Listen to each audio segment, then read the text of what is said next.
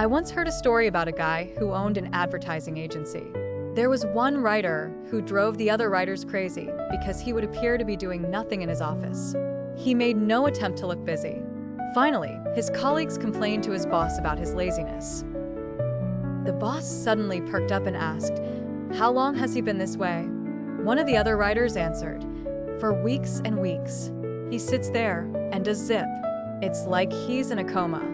The boss said, "I want all of you to be quiet and not to disturb him, and every now and then ask if you can get him some coffee or some lunch or run some errands for him." Needless to say, the employees were deflated and started grumbling. Then the boss explained his rationale.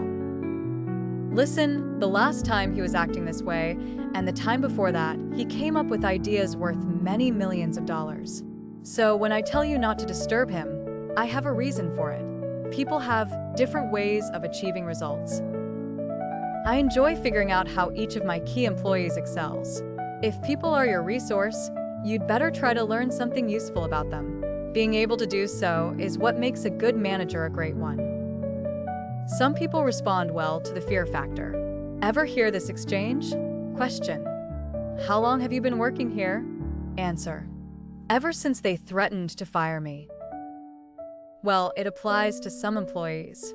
Fortunately, I seem to attract people who enjoy working, but now and then a few slugs will show up, and the loss of face or job can be a good motivator for many.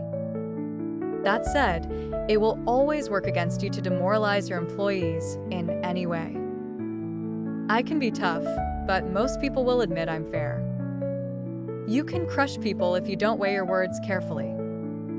Your power as a leader should be used in the most positive way, which sometimes calls for a great deal of restraint as well as patience.